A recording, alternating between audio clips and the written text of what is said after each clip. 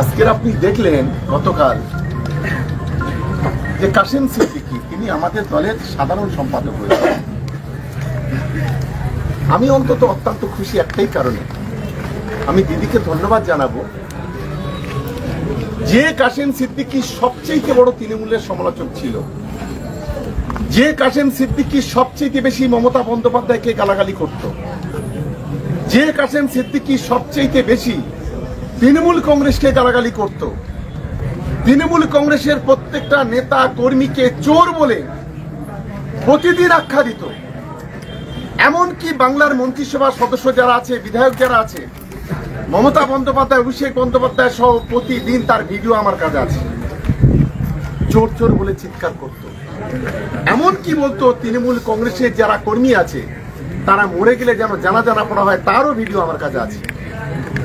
কিন্তু আজকের তারা দলে দলে তৃণমূল কংগ্রেসে যোগদান করছে, এর একটা দিক থেকে প্রমাণ হয় যে আজকের মমতা বন্দ্যোপাধ্যায়, অভিষেক বন্দ্যোপাধ্যায় যে সরকার বা যে তৃণমূল কংগ্রেসের পার্টিটা চালাচ্ছে সঠিক রাস্তায় মমতা বন্দ্যোপাধ্যায় হাঁটছে বলে আজকের এরা দলে দলে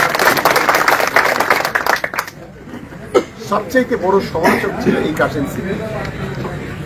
আমি তাই এখানে যারা আছে আমাদের, বিশেষ করে এই বেদেবাড়ি চত্বরে, আমাদের কালুগাছি আছে, আমাদের চণ্ডীবাড়ি আছে, এই চত্বরে আমাদের যে সমস্ত কর্মীরা আছে, সাধারণ মানুষ যারা আছে, আমি তাদেরকে অনুরোধ করব আগামী দিনে আমাদের একটা বিষয় বুঝতে হবে যে মমতা বন্দ্যোপাধ্যায় আছে বলে বাংলার শান্তি, সম্প্রীতি, একতা, ঐক্য আছে। আজকের অভিষেক বন্দ্যোপাধ্যায় আছে বলে আজকের আমাদের একটা শান্তি, সম্প্রীতি, একতা, ঐক্যটা আছে।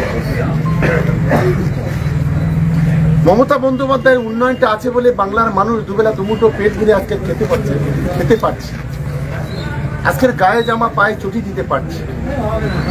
আজকে মমতা বন্দ্যোপাধ্যায় আছে বলে বাংলার আজকে শান্তি, সম্প্রীতিটা আছে। আজকে ধর্ম, বর্ণ, জাতি, ধর্ম নির্বিশেষে আমরা একসঙ্গে বসবাস করতে পারছি। আমি শুধু তৃণমূল কংগ্রেসের এমএলএ বা নেতা হিসেবে বলছি না, খুব বাস্তবের সঙ্গে এটা বিবেচনা করবে। আজকে সেই মমতা বন্দ্যোপাধ্যায়কে আজকের হারানোর জন্য, তাকে দুর্বল করে দেওয়ার জন্য বিভিন্ন রকম চক্রান্ত হচ্ছে। আচ্ছা, একটা ঘটনা দেখুন, এই যে 22শে এপ্রিল ঘটনা ঘটে গেল কাশ্মীরের পাহেলগাঁয়ে, সেখানে সন্ত্রাসবাদীদের কোনো জাজ হয়নি। সন্ত্রাসবাদীরা দেখে 26 জন হিন্দু কমিউনিটির মানুষকে খুন করে দিল।